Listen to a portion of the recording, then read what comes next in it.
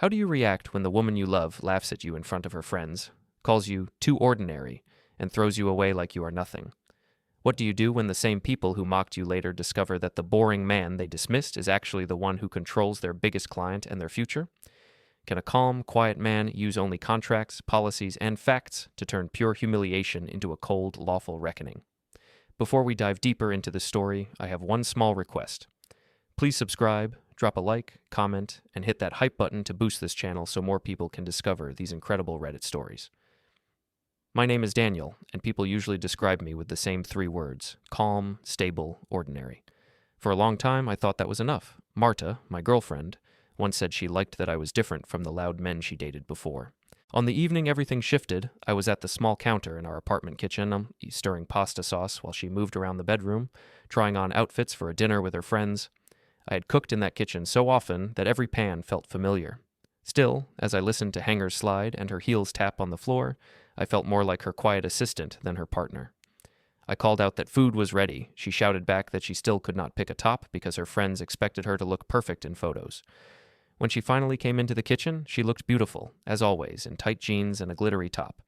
She glanced at the plates and said the food smelled good, but she did not want to eat much before the restaurant because she wanted to look slim. I suggested she have at least a little so the drinks would not hit too hard. She laughed and said I always sounded like an old man, worrying about practical things. I ate my plate in silence while she picked at hers, answering messages and taking selfies at the table. I could see myself in the edge of her screen sometimes, out of focus, like a lamp behind her. The restaurant was one of those loud, trendy places where people take more pictures than bites. As soon as we stepped in, her friend Irina waved from a corner table, bracelets clinking, voice too loud. I greeted everyone and sat beside Marta. Before I settled, Irina joked that she had been worried domestic life had swallowed Marta and that maybe I kept her at home ironing shirts. The others laughed. I smiled politely and said dinner at home had taken longer than planned. Another friend added that she always pictured me in an apron, cooking while Marta got ready to shine. When they asked what I did, I kept it simple. I said I was a senior software architect at a fintech company, that I designed systems that handled payments and security. Irina rolled her eyes and said she only heard that I spent my days staring at screens and numbers. Someone else said at least I had a serious job, then added that I sounded like the type of man who wore the same shoes for years and thought about risk in his sleep. Marta laughed with them and said I was very stable, very safe, the one who remembered due dates and passwords. She added that security was nice, but sometimes she wished for a bit more fire.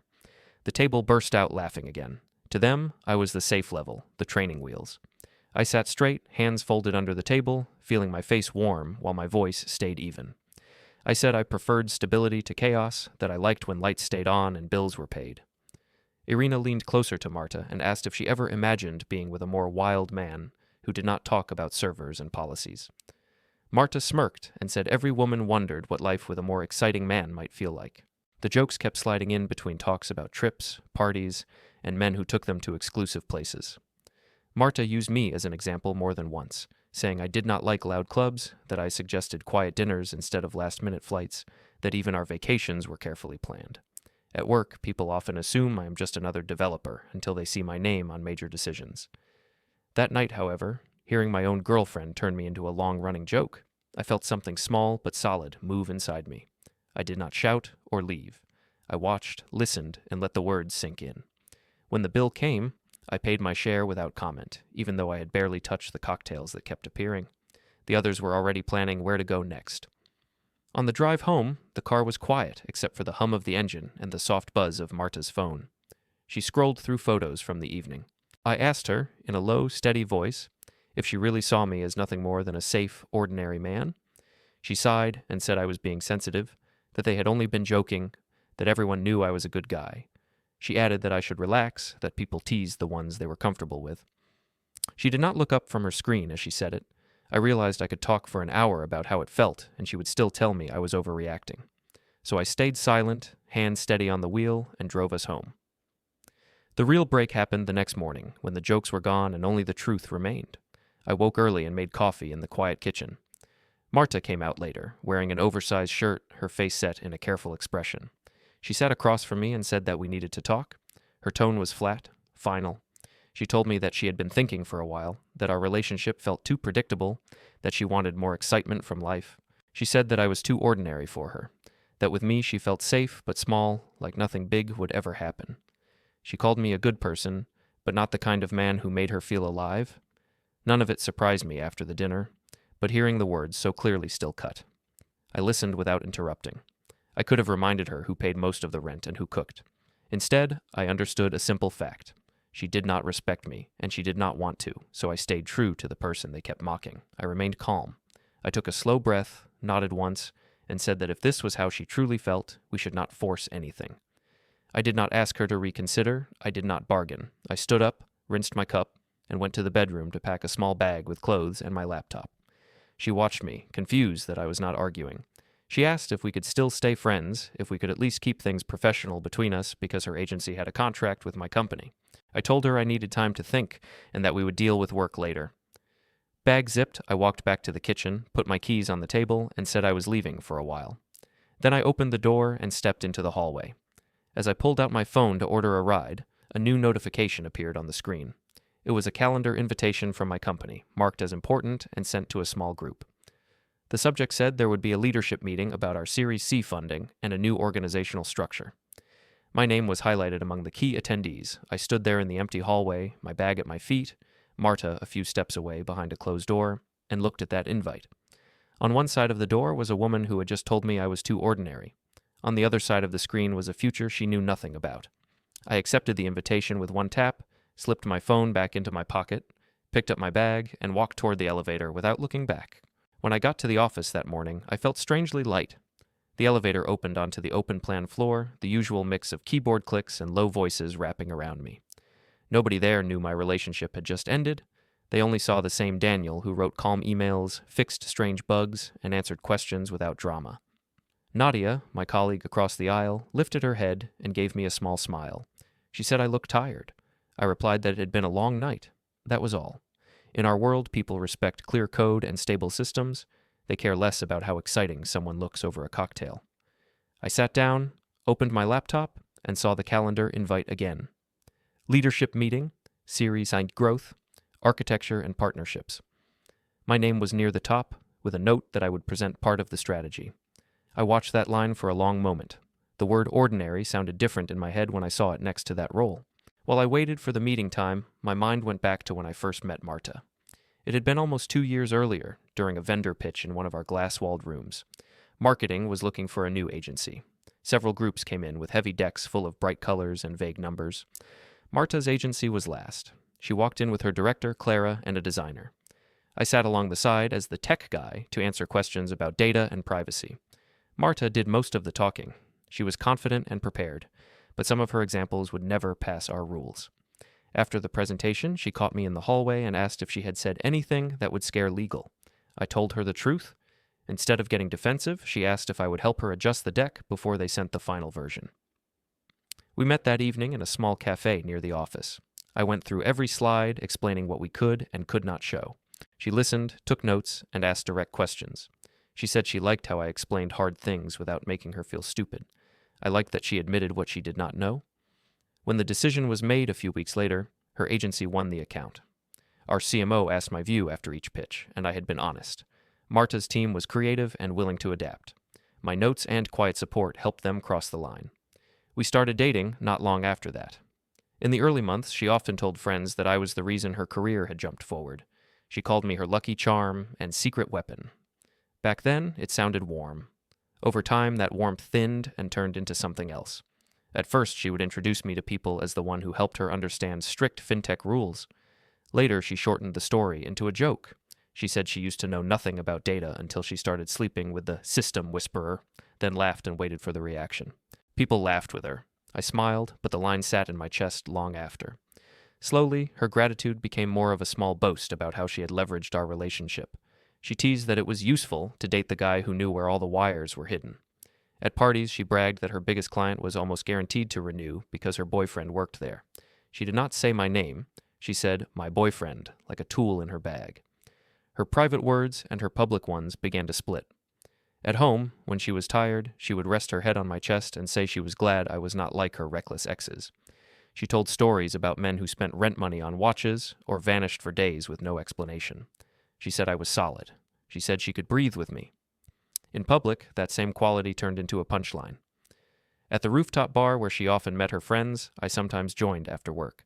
I would arrive in my usual dark jeans, hands still smelling faintly of metal and plastic from the server room. The conversation was always about men and status, trips, gifts, access to exclusive places.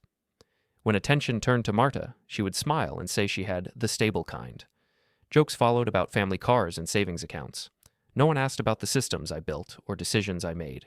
To them, I was the safe background, the safe plan B. At first, I told myself I did not care. I do not need strangers to understand my value. My work speaks in uptime graphs and revenue, not in loud speeches. But when your own partner joins the laughter, something inside you bends. One night up there, I arrived late and found them mid-story. Someone asked Marta if she could imagine dating a guy who took her on last-minute flights. She laughed and said she could imagine it very well, then added that for now she had an ordinary hero who followed rules and kept life simple. She joked that maybe when she was promoted again, she would upgrade to a man who matched her new level. The group roared. I stood at the edge with my drink, listening. For the first time, I saw not only the joke, but the belief behind it. In her mind, I was not a partner growing with her. I was a placeholder until something better arrived. At work, the picture was reversed. I had been there for years, slowly pulling messy systems into order.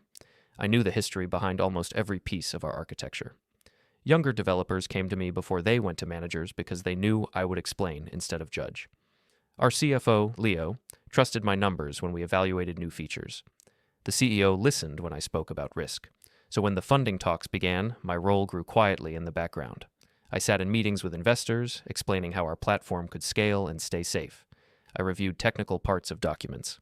It was not glamorous work, but it made big promises real. Marta knew a part of this, but she never saw the full map. For her, I was good at my job. Then the topic moved to something louder and brighter. After the breakup morning, I put my personal life in a box in my head and walked into the leadership meeting. In the glass room, Leo and Grace sat across from me while the CEO joined by video. We went through our growth plan, new markets, and the importance of strong partners. Grace mentioned that some current vendors felt stretched, that response times were slow, that certain agencies acted more like influencers than professionals. She did not name Marta's agency, but I recognized the description. At one point, Leo said directly that our architecture and partnerships depended heavily on my work. He asked how I felt about taking a broader role in choosing which external partners we kept. The CEO agreed. They wanted me more involved in vendor strategy, not only code. As I listened, I felt the pieces line up inside me. The account that meant the most to Marta's career was one of many lines on my screen. My duty was to the company, not to my ex-girlfriend's image. When the meeting ended, I stepped out into the company courtyard to clear my head. The air was cool. A few people stood around with coffee cups talking about weekend plans. Nadia followed me out and asked if everything was okay. I told her that things were changing, both at home and at work. She looked at me for a moment, then said she had seen something online and thought I should know about it. She asked if I wanted to see it now or later. I said now was fine. She opened her phone, browsed for a moment, then frowned and said she would send it as a screenshot so I could look on my own screen. She did not explain. She just squeezed my shoulder and went back inside. I sat on a bench near a small tree and opened my messages.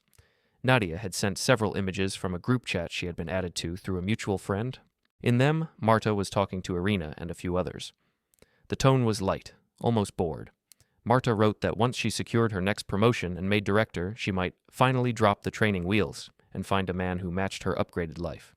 She added a laughing emoji and called me the boring boyfriend from the boring client who had been useful to get her there. They joked that safe men were stepping stones. Reading those words, I felt something inside finally stop bending and start hardening instead. The jokes at dinner and at the rooftop no longer looked like random moments. They were pieces of a clear pattern. As I scrolled to the last screenshot, I saw one more line from Marta. She told her friends not to worry about the account at my company because she had it locked in, and that even if we broke up, I would never risk my comfortable little position by making trouble for her.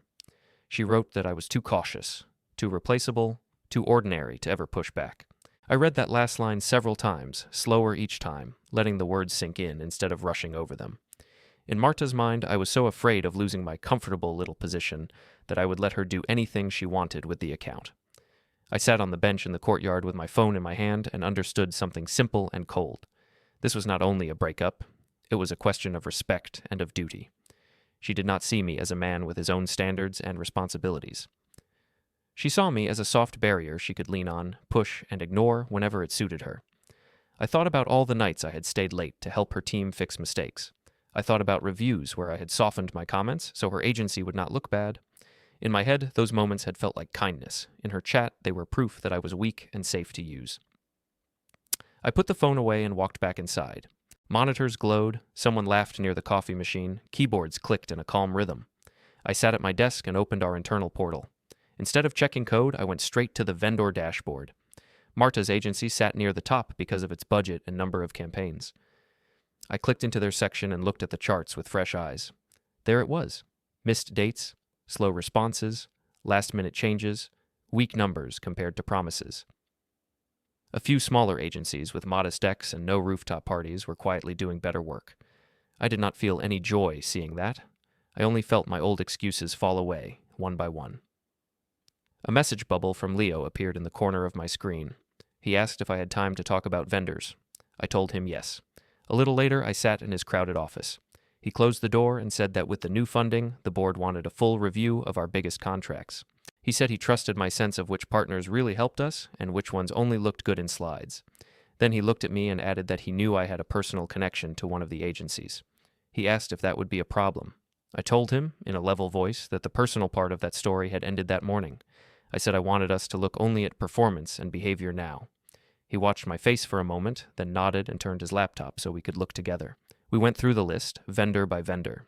When we reached Marta's agency, he asked for my honest view. For months, I had given polite half-truths. This time, I told him what the data already showed. I said they were creative but unreliable, that they treated deadlines like suggestions, that we had paid for extra hours because of their late changes, and that some of their public posts pushed the edge of our brand agreement. I did not say her name. I did not mention the dinner, the rooftop, or the chat. I just matched my words to the numbers on his screen. Leo listened, wrote a note, and said we would bring in competing agencies again. He told me we were planning a partner event tied to the funding announcement, and he wanted me involved in building the criteria. Then he said something that stayed with me. The time when someone could keep a contract just because they were close to somebody inside was over. We were too visible for that. Walking back to my desk, I felt something inside me settle instead of twist. For a long time, I had waited for someone else to draw the line so I would not have to. Now, I saw it was already drawn, and I had simply been stepping over it. I sat down, opened a new folder on my laptop, and named it with the agency's name. It was an ordinary act, like starting a new project. Into that folder, I dropped the screenshots Nadia had sent me, the ones where Marta called me training wheels and called my company boring. Then I unlocked my own social apps and started searching old posts. I did not have to dig very deep. There was Arena's rooftop video where Marta joked about dating the client and let my badge slip into the frame. There was a late-night clip from the agency office where she called us the strict guys who pay for my fun, tagging the company name. At the time, I had scrolled past them with a small knot in my stomach, telling myself they were careless jokes, nothing more.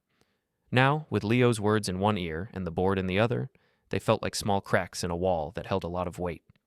I saved each post, checked the date, and moved it into the folder. As I worked, my feelings did not grow louder. They grew quieter and sharper. This was not about getting even after being dumped. It was about refusing to hide a risk because it came from someone I had loved.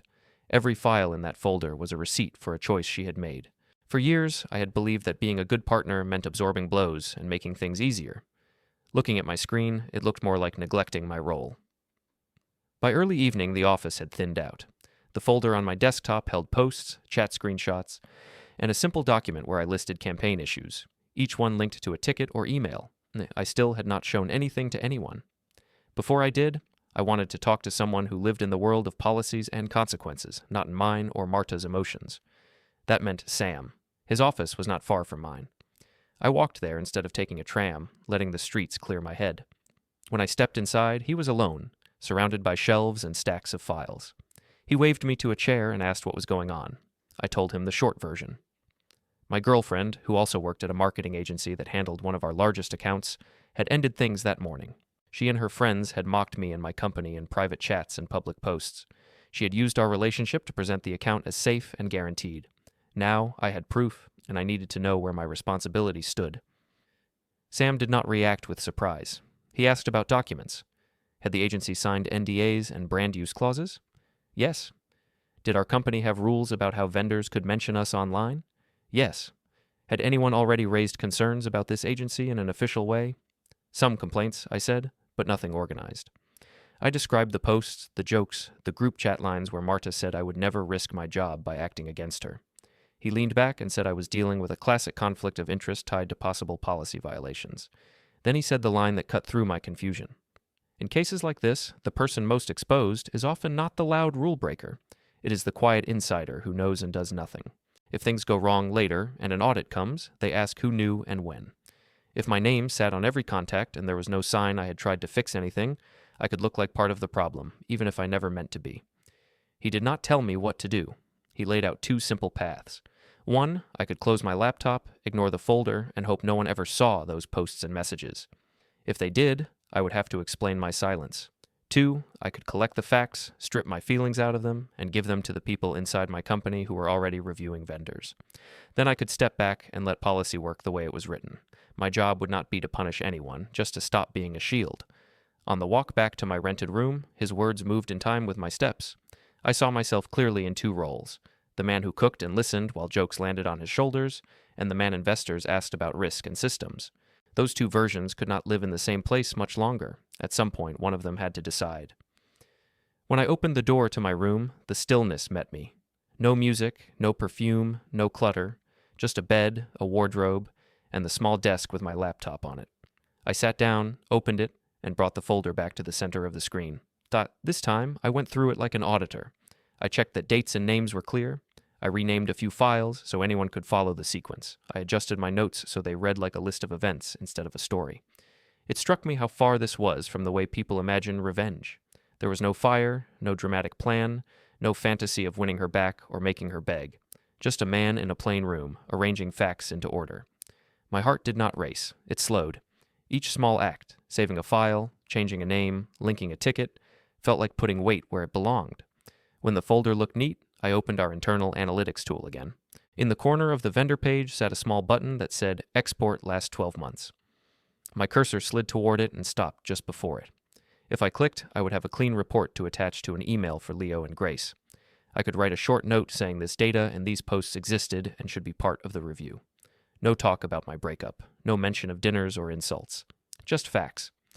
I did not click that evening. I wanted to act from clear thought, not from the fresh sting of her words. But as I sat there, staring at that button and at the folder icon on the desktop, I knew something important had already changed. Inside me, the decision was made. I would not lie for Marta again. I would not bend numbers or ignore risk because I was afraid of conflict. I saved my work, glanced once more at the tiny export button glowing on the screen, and closed the laptop.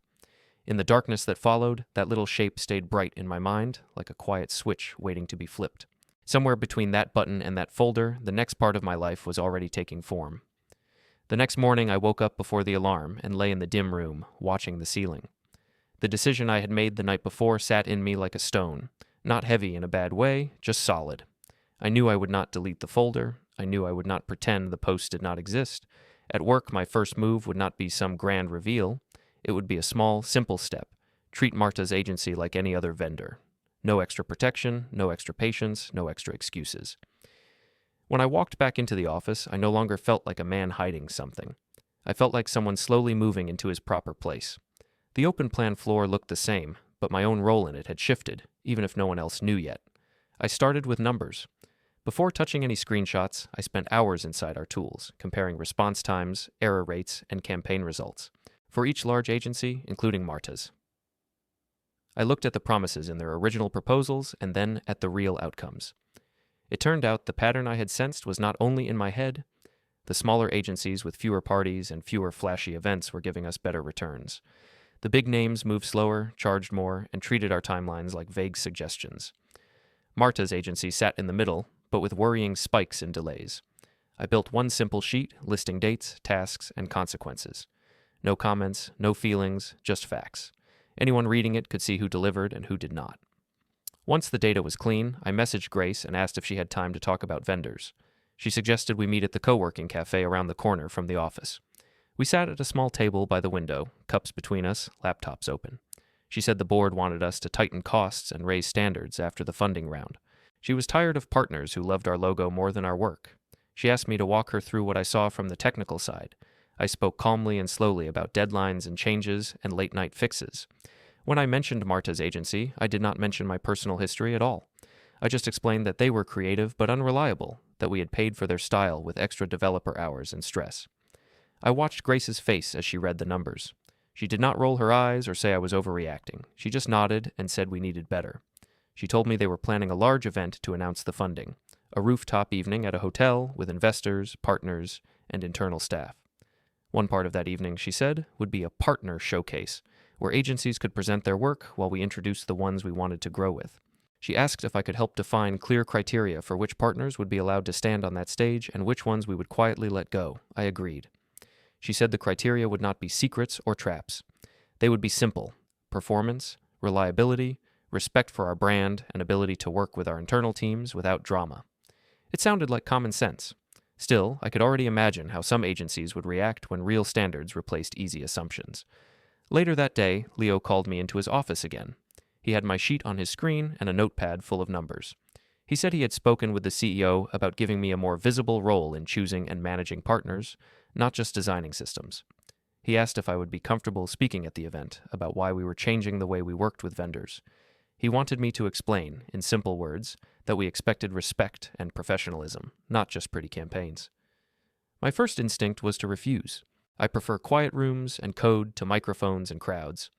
But then I thought about Marta's jokes, her friends laughing about my ordinary nature, and her belief that I would always stay in the shadows and cover for her. I realized that staying silent at a moment like this would only prove her right. So I told Leo I would do it, as long as I could keep the focus on principles, not gossip. In the next few days, invitations went out.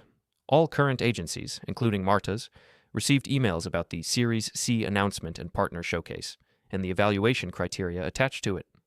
New agencies we had shortlisted were invited too. The email did not mention anyone by name, it simply outlined what we valued now: clear delivery, clean communication, and respect for our brand in public.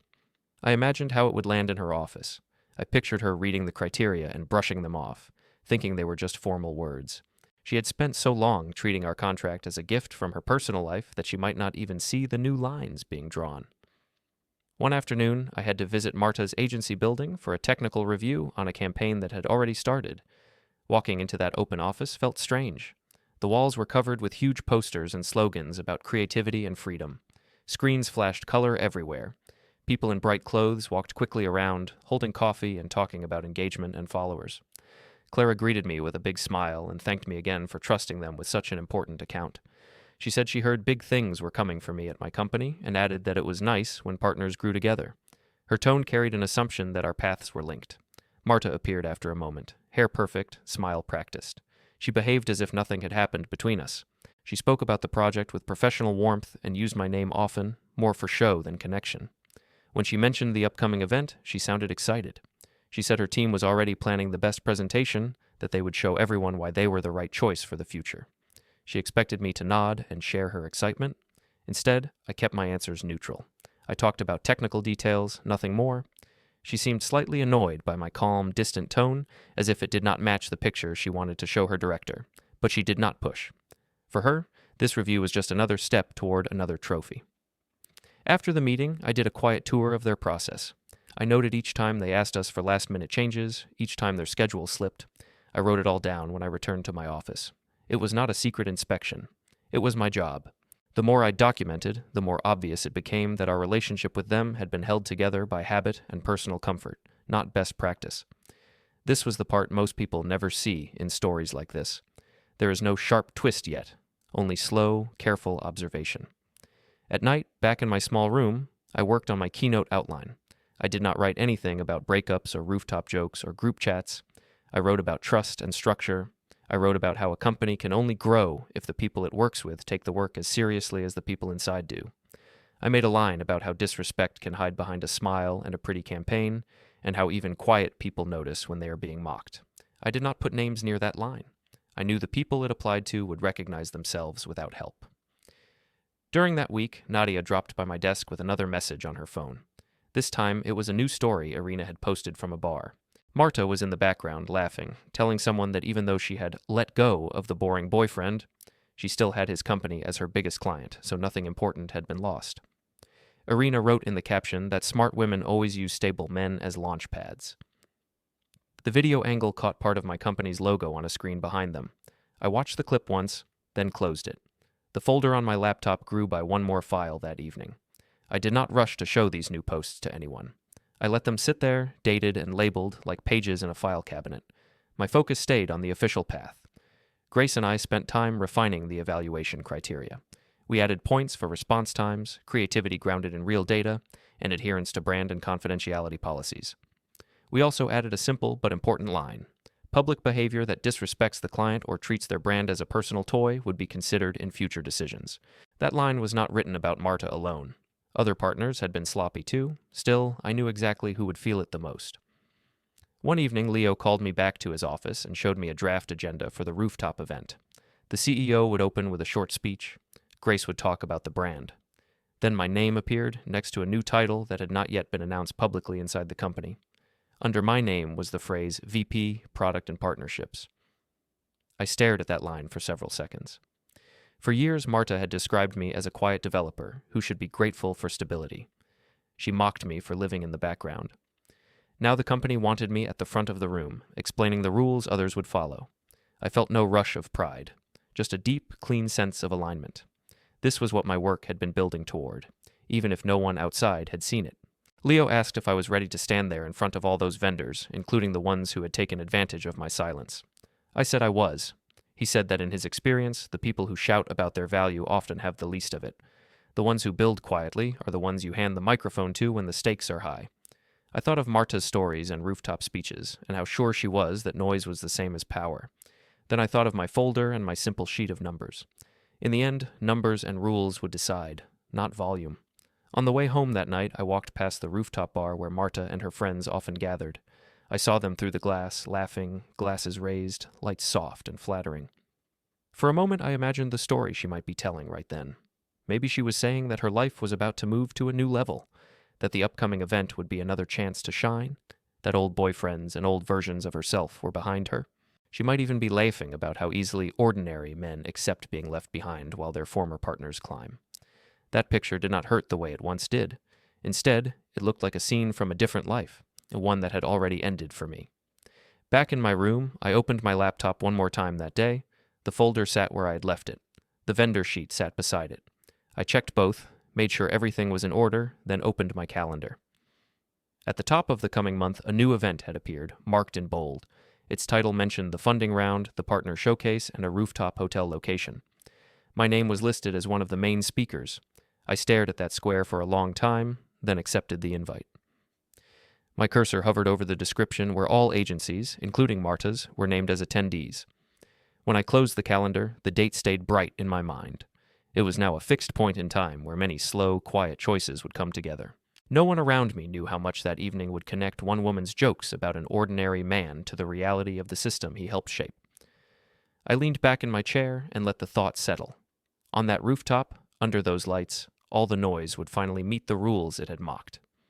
In the final days before the rooftop event, life split into two tracks that never touched. On one track, there was the quiet rhythm of my new routine. Wake up in the small room, make simple breakfast, walk to the office, work through tasks, refine my speech. On the other track, there were messages, posts, and gossip moving around me, all connected to Marta and the agency. I saw little pieces of that second track through screens and overheard talk, but I no longer walked on it. I watched it from a distance, like a street I had already left. That separation helped me think clearly. Each morning, I reminded myself that my role now was simple. Do my job with full honesty, protect the company that trusted me, and stop serving as a silent shield for someone who did not respect me. One afternoon, I went back to see Sam. The folder on my laptop was more complete now. The vendor sheet was polished. I wanted to make sure the way I handled them would not turn into a mess later. In his office, I explained what had happened since our last talk. I told him about the event, the partner showcase, and my new title that would be announced there. I described how Grace and Leo had built criteria that matched our values and how Marta's agency did not meet them. I told him I had data and examples, including posts where they used our name and logo as props in their jokes. I said I wanted to share these with leadership, not as a weapon against my ex, but as information they needed for a clean decision. Sam listened closely and then walked me through the steps one by one. He said that as long as I kept my notes focused on facts and timelines, not on my personal feelings, I was acting in line with my duty. He said I should send everything only to the people who had the right to act on it, not spread it around. He reminded me that once I passed the information on, I needed to let the process run without pushing. I asked him if it looked like I was using my position to punish someone for a breakup. He said if an outsider read the vendor sheet and the policy notes without knowing my history, they would see a standard vendor review, nothing more. That answer settled something inside me. I walked out of his office, calmer than I had walked in. Back at the office, I requested a short meeting with Leo and Grace together. We settled into the glass-walled room with our laptops. I opened my sheet and the folder and showed them what I had gathered. I did not mention hurt or humiliation. I simply showed missed deadlines, extra development hours, and the posts where our name and logo were used as joke props. I explained that some posts included hints about a personal relationship with someone inside the company, which made us look less serious and more like a toy. I told them that I had been involved with Marta in the past and that we had ended it, but that I had stayed quiet about these issues for too long because I did not want to cause drama. I looked them both in the eye and said I should not have waited. They did not ask about the breakup, they asked about contracts, they asked about deliverables. Grace's face tightened as she watched a short clip where Marta called us the strict guys who pay for my fun, holding a drink and letting our logo glow in the background. She said a partner who treated us like that did not understand what a partnership meant. Leo said the pattern was clear, and that if this came out later without us taking action, we would look foolish and weak. They both agreed we needed to move on. They told me they would bring legal and compliance fully into the review. They would prepare the proper notices and agreements. My part was done. I had collected the facts and passed them to the right place. I felt no thrill, no moment of victory. It was more like putting down a heavy bag I had carried too long. When I left that room, the decision to continue or cut ties with Marta's agency no longer lived in my hands. It lived where it should, in the systems and people designed to handle it. In the days that followed, I saw the clues that decisions were being made. A series of private meetings appeared on Leo's and Grace's calendars. People from legal walked in and out of their offices. I was not invited to most of these. That was fine. When we did discuss vendors, the conversation soon moved toward the incoming agencies that would present at the event. I met with a team from one agency that had done strong work for us in a smaller role. They were serious, prepared, and respectful. They listened more than they talked. We sat in the co-working cafe and walked through what they could do if we gave them a bigger part of our budget. They asked smart questions instead of making big promises. When I left that meeting, I realized how different it felt from all the times I had sat beside Marta, smoothing over rough edges while she charmed the room. This new group needed no rescue. Meanwhile, messages from Marta started coming more often. At first they were polite, short lines about hoping we could stay on good terms, asking if I was ready for the event, hinting that it would mean a lot to her if we presented a united front in front of her director. I kept my replies professional and short, or did not reply at all. Then the tone changed. She sent longer texts saying that she felt hurt that I had pulled away so fast, that she wondered if we could at least talk one last time to clear the air. She added comments about how awkward it might be if we acted cold in front of everyone at the rooftop. I read these texts carefully and then put my phone down. Her focus was still on how she would look, not on what she had done. One evening, just a few days before the event, she sent a message that made me pause longer than usual. She wrote that she knew she had been harsh, that maybe she had said things she did not mean at the dinner. She mentioned the line about me being too ordinary and said it had been a joke that landed wrong. She added that I should understand how much pressure she was under at the agency, and that sometimes people say stupid things when they are stressed. Then, almost as an afterthought, she wrote that she was counting on me to back her up at the event because this account was central to her promotion. That last sentence stripped away any softness from the ones before it. The apology was not really about me. It was about keeping her path intact. I did not answer that message. Instead, I sat in the quiet room and looked around. There was nothing of hers there. Nothing tied me to her now except shared history and the contract she thought she owned. I thought of all the times she had laughed about my caution, about my respect for rules and processes. She called those things signs that I was ordinary, but in the end, those were exactly the tools I now used to remove the power she thought she had over me. The day before the event, we held a final run-through at the office. In a large conference room, the event team set up a small stage and a screen. The CEO practiced his brief speech. Grace walked through her slides about our brand story and growth. Then it was my turn. I stepped up with a simple clicker in my hand and looked at the test audience. A handful of coworkers, a few people from HR and legal, and Leo in the corner with his usual notepad. I spoke about systems, not romance. I told them the story of our company as if it were a machine that needed every part to pull its weight. I explained how partners who treated our work as background noise added risk we could not afford. I said that respect was not a soft word. It had real cost attached to it in hours, money, and trust. I mentioned that sometimes the most dangerous problems came from people who believed they were too close to ever be questioned. I did not say Marta. I did not need to. When I finished, the room was quiet for a second, then people nodded. Legal said the language was clean and safe. Leo said the message was strong without being personal. That was exactly what I wanted. After the rehearsal, Leo asked me to stay a moment.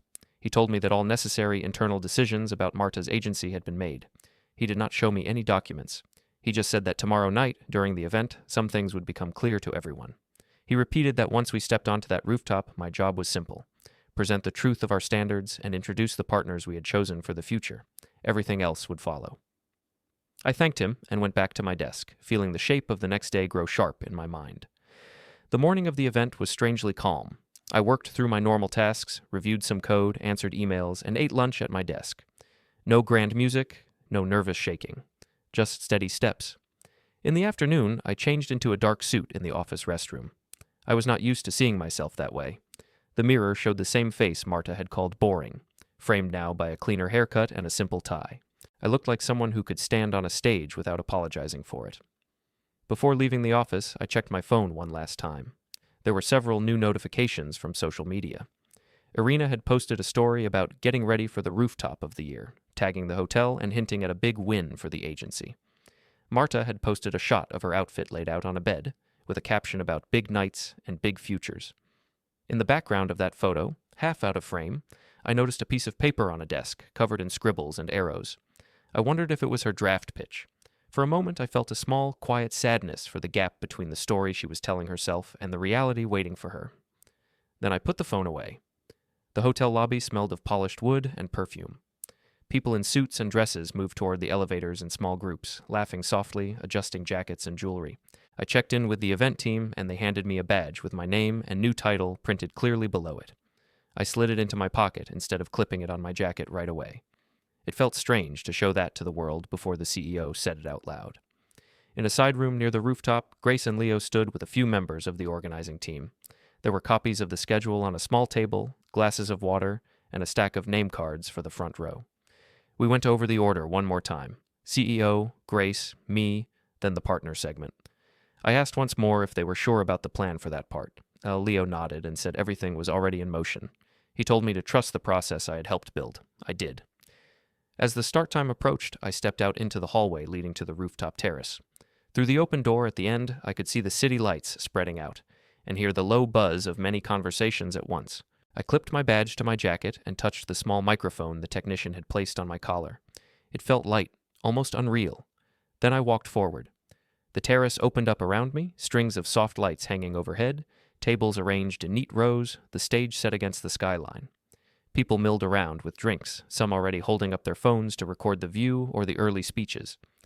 At the front, I saw familiar faces from our company, investors, and different agencies. Marta stood near the front row, laughing with Irina and a group from her office. Next to her, Clara scanned the room with the sharp eyes of someone counting opportunities. None of them saw me right away. I took my place near the side of the stage, where speakers waited before being called up. The event staff checked sound and lights one last time. A murmur moved through the crowd as the CEO stepped toward the microphone. Phones lifted in many hands, screens glowing like small stars. Somewhere among them were the same people who had once laughed at the ordinary man in the corner of their frame, confident he would always stay there. Now they pointed their lenses toward the stage where that same man was about to shape the story they lived in. When the CEO stepped up to the microphone, the terrace settled into an expectant quiet. I stood just off to the side of the stage, behind a small curtain of light and shadow, feeling the cool air on my face. He began by welcoming everyone, thanking investors, staff, and partners for believing in the company. He spoke about the new funding round, about where we were going, about how far we had come since the early days. The crowd responded with warm applause at each familiar story. Then his tone shifted slightly. He said that growth was not only about money and features, it was also about the people we trusted to stand beside us. He mentioned that tonight was not just a celebration, it was also a moment to clearly state our standards. That was my signal. He introduced a new role in the company, one that would connect product, risk, and partnerships. He said the title out loud and added my name. I watched several faces in the crowd change at once, including Marta's. She turned her head slowly toward the stage, eyes squinting as if she had not heard correctly. When I walked out under the lights, the terrace seemed both closer and farther than before. Phones were raised. The company's logo glowed behind me on the screen. I could see clusters of agency people in carefully chosen outfits, directors at small tables, investors with folded arms and polite smiles. On the right side, near the front, Marta stood in a fitted dress, hair perfect, expression frozen somewhere between pride and confusion. Irina held her phone up, clearly filming, her eyes bright with the expectation of some glamorous announcement. Clara leaned slightly forward, sensing that this part of the evening mattered more than the free drinks. None of them had ever seen me in a position like this. To them I had been the polite tech guy in the corner, the stable boyfriend in a simple shirt. Now I had a microphone and a title that touched the very contract they had treated as a toy. I took a breath, felt my heartbeat settle into a slow rhythm, and began. I thanked everyone for being there, told them I would keep things simple. I said that my work for years had been to make sure money moved safely where it needed to go, that numbers lined up, that systems did what they promised. Then I said that in the same way we needed stable code, we needed stable relationships with our partners. I explained that we were no longer a small, unknown company. We were now responsible for other people's lives and businesses. That meant we could no longer afford partners who saw us as a backdrop rather than a real team. I spoke about respect in plain terms.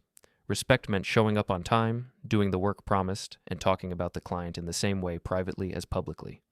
It meant not using a partner's name as a prop in a joke or confusing personal relationships with professional guarantees. Behind me, my first slide appeared. It looked harmless at a glance, a series of charts, each representing an anonymous agency over the last 12 months. I explained that we had reviewed every major partner according to the same criteria: delivery time, campaign performance, cooperation with our teams, response to issues. Colored lines showed who consistently met expectations, who surpassed them, and who fell behind. No logos or names appeared, only neutral labels, but anyone who knew their own numbers could recognize their shape. Some agency people shifted in their seats when they saw lines dip. I kept my voice steady. I said we appreciated creativity, but not at the cost of reliability. I mentioned that some agencies had shown strong results without drawing extra attention to themselves. I said those were the kinds of partners we wanted to highlight tonight. Then I moved to the part I had thought about the most. The slide behind me changed to a simple statement about public behavior. I read it out loud. We expected any partner who worked with us to treat our brand and our people with respect in all public and semi-public spaces. That included social media, events, and content where our name or logo appeared. I said we understood that people joked, that nights out got loud, that phones came out when they should stay in pockets. But when a partner used our logo to brag about using us as a piggy bank or used personal relationships with staff as a sales pitch, that crossed a line into clear policy problems. As I spoke, new images appeared on the screen. Screenshots with usernames blurred, but with our name and logo clean and sharp. One showed a story from a rooftop bar where an agency staff member called us the strict guys who pay for my fun. Another showed a chat line where a personal relationship with someone inside our company was used to calm fears about losing a contract. The faces and names were blurred, but the words and dates were clear. I did not say who sent them. I did not say I knew the person who had written them better than anyone in this room. I just pointed out that they existed and that they conflicted with the agreements all vendors had signed. People shifted in their seats. A few heads turned slowly toward Marta's section. I kept my eyes on the middle distance above the crowd. Near the back, our legal counsel and Sam stood with folded arms, their badges plain but their presence heavy. Another slide appeared, listing short excerpts from our contracts and policy documents. Clauses about confidentiality, brand usage, and conflicts of interest. I did not read them line by line. I summarized. I said that these rules were not decorative. They protected us, but they also protected our partners by keeping the relationship clear and clean. If they were broken, we had to act. As I spoke those words, staff members in dark jackets moved quietly through the crowd. Each one carried a slim envelope. They approached certain tables, certain clusters of people, and handed the envelopes to specific agency directors. No drama, no raised voices, just paper passing from one hand to another. When a staff member reached Clara's table, I saw her straighten in her chair and take the envelope with a polite nod, still half smiling. She probably expected a formal thank you or some small token. She slid a finger under the flap, glanced down, and her expression changed instantly. Her smile froze. Her eyes scanned the first page, then flicked up toward the stage, sharp and searching. Marta leaned in, whispering, trying to see the contents. Irina lowered her phone slightly, sensing that whatever lay on that paper was not content she wanted to capture right away. I did not describe the letter to the crowd. I did not need to. The letter spoke for itself. It set out, in simple language, that the account their agency held with us would not be renewed after the current period. It listed the performance issues and policy concerns that had led to the decision. It reminded them of their obligations not to use our name or confidential information for personal promotion. Around the terrace, whispers began to move like wind through grass. People saw the changing faces of those who held envelopes and put the pieces together. A few investors looked satisfied, as if they had just seen proof that their money was being handled with discipline. Agency staff who had not received letters looked tense, but also relieved. They had passed through the test, at least for now. Marta's eyes were locked on Clara's face. Even without hearing words, I could tell the director was not saying anything comforting. For the first time since I had met her, Marta looked truly unsure of what to do. She glanced at me, then at the letter, then at me again. It was clear she was realizing that the boring man she had counted on was not standing on that stage to protect her. He was one of the people who had allowed the system to work as written. I brought the presentation to its final part. I said that tonight was also about who we were choosing to walk with into the next chapter. I clicked to the last slide, which showed the name and logo of the agency we had selected as our primary partner going forward. There was a pause, then a wave of applause, stronger and more honest than before. The representatives of that agency stood, surprised and moved. I stepped to the front of the stage as the CEO joined me. Together we signed a simple symbolic document on a small table, the cameras catching the act. What really mattered had already been signed elsewhere, but the image still had weight. The new agency shook my hand with both of theirs, thanking me for the trust. They did not mention my clothes or my style. They spoke only about the work ahead. When I stepped back from the microphone and handed it to the host, a strange calm settled over me. The hardest part was done. The rules had been spoken, the decisions had been shown. I was no longer holding anything that did not belong to me. The host moved the event along, inviting people to enjoy the rest of the evening, to talk, to network. Music came up softly from the speakers. Staff rolled out more trays of food. On the surface, everything returned to normal event noise. But under it, a new shape had formed, and everyone could feel it. As people began to move around again, I left the immediate area of the stage and walked toward a quieter corner near a glass railing.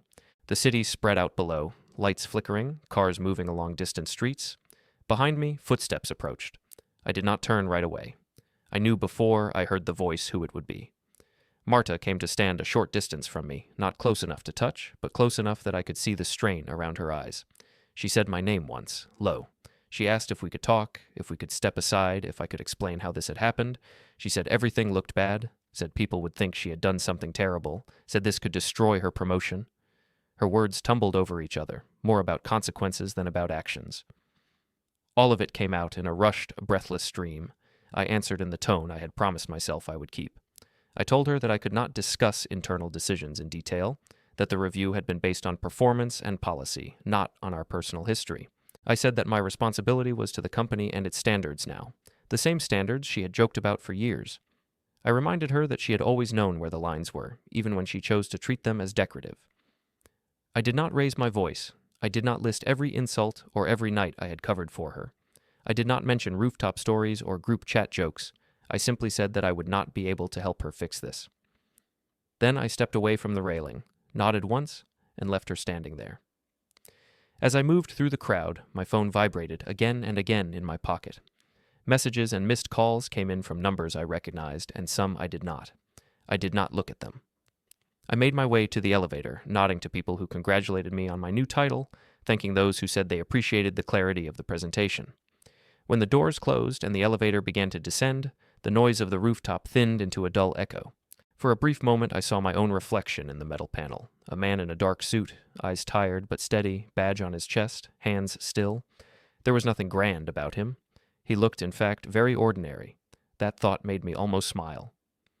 Later, back at the office building, a small team was unloading event materials into the lobby. Banners leaned against a wall. Boxes of unused programs waited to be stored.